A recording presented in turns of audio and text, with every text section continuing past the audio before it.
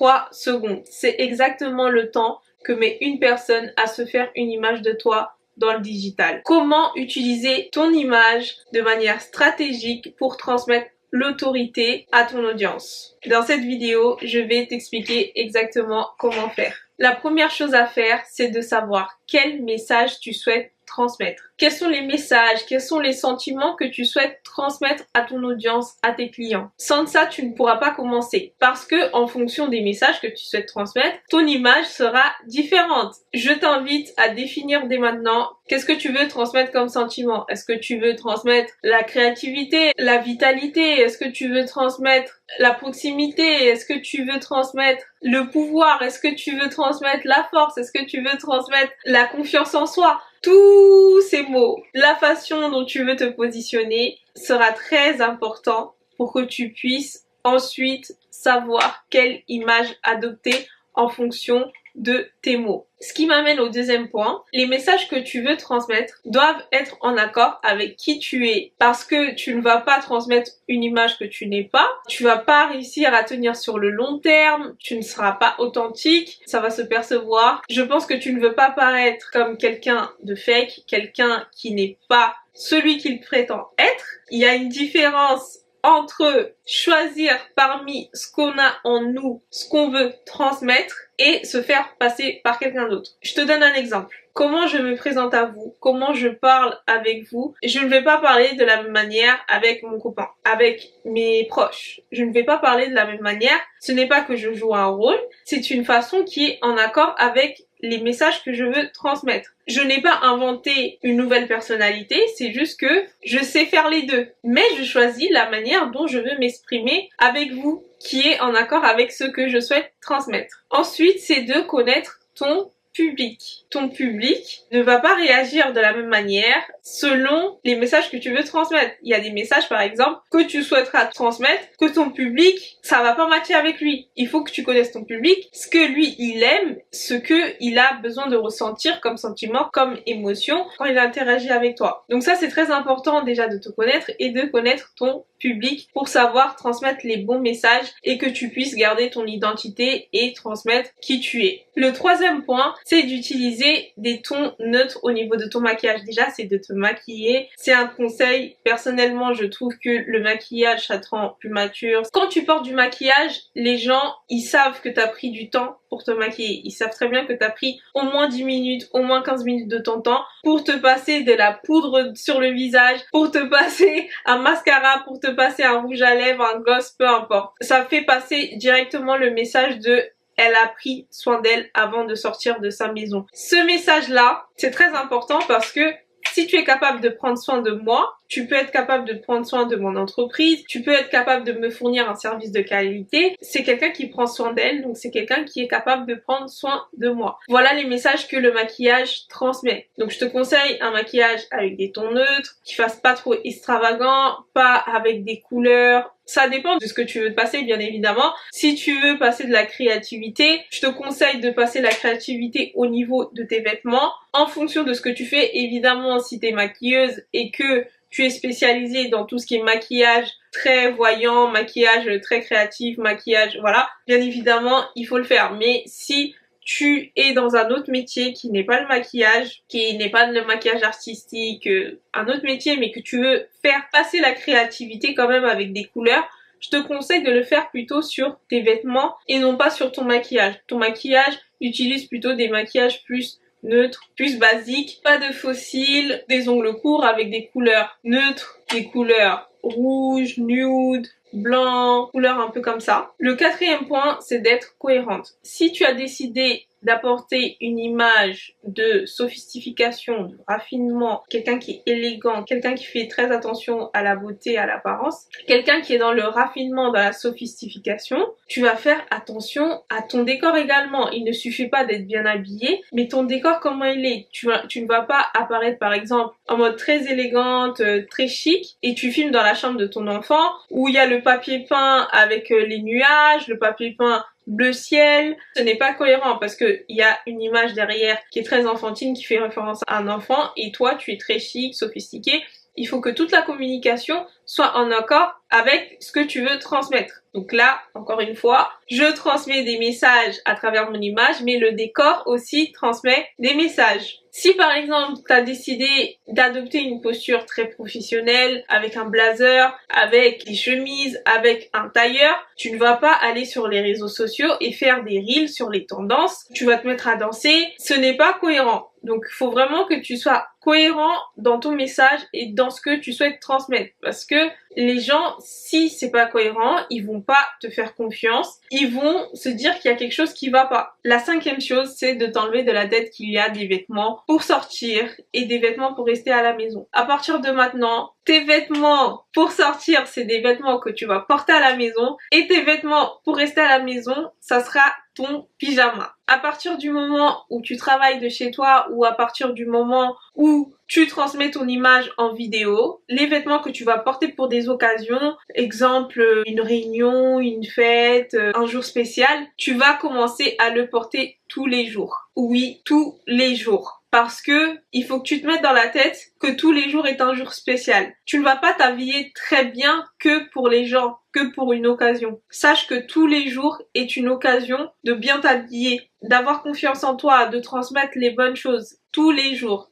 Et sache que ton image te vend à chaque fois. Ton image te vend. C'est pour ça que je dis souvent qu'il n'y a pas de contenu pour vendre, parce que à partir du moment où tu apparais, que ça soit en physique, en vidéo, que ça soit à travers ton post, il y a forcément des éléments qui vont transmettre des messages et qui vont te vendre, qui vont passer une image de j'ai confiance en elle, j'ai pas confiance en elle, une image de je pourrais acheter chez elle, je pourrais pas acheter chez elle. Donc à partir d'aujourd'hui, tu vas vraiment t'enlever de la tête qu'il y a des vêtements pour sortir. Tes vêtements pour sortir, c'est des vêtements que tu vas porter tous les jours. Au niveau des vêtements, tu vas porter des vêtements avec des coupes droites, avec des tissus de qualité.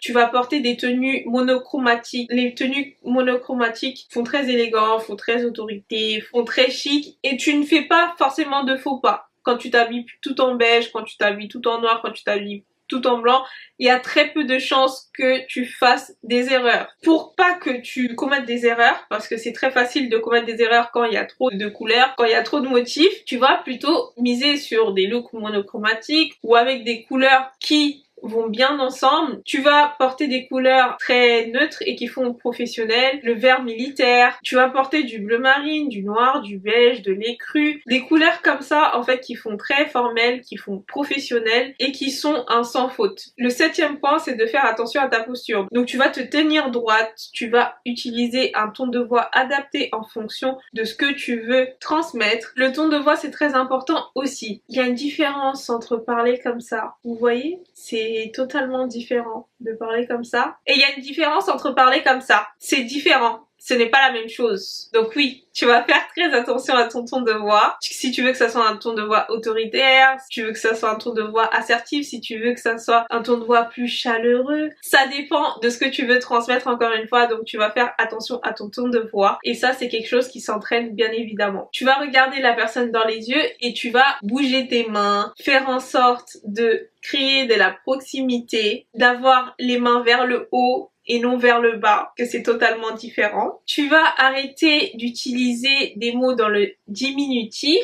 Ah, cette petite chose, je n'ai qu'une petite entreprise, je viens de débuter. En fait, faut arrêter de parler dans le diminutif, dans tout ce qui est petit et de commencer à dire les termes tels qu'ils sont. Si tu parles beaucoup dans le diminutif, les gens vont se dire, en fait, elle se voit comme une petite, elle se voit petite. Le 9e point, c'est de faire attention à ses cheveux, bien évidemment. Si par exemple, tu veux transmettre une image de masculinité, de quelqu'un qui fait attention aux détails, quelqu'un qui est carré, tu vas opter pour une coupe de cheveux droite, plus lisse, ou les cheveux attachés avec une raie droite au milieu. Tu vas pas forcément faire une raie un peu curvée sur le côté. Si par exemple, tu as une coupe de cheveux qui est très droite, etc., tu peux par exemple contrebalancer avec une tenue plus ton clair, qui va ramener de la proximité. Ou si tu portes du noir, qui va créer une distance, une sorte de pouvoir, et que tu veux atténuer, tu vas par exemple porter des cheveux ondulés qui vont ramener cette proximité. Donc il faut savoir qu'une image, en fait, tu ne peux pas juste prendre un élément tout seul et dire que ça ne transmet pas ce que tu veux. Parce que une image, faut l'avoir dans l'ensemble. Tout communique, donc que ça soit les cheveux, les accessoires, les vêtements, tes chaussures, ta posture,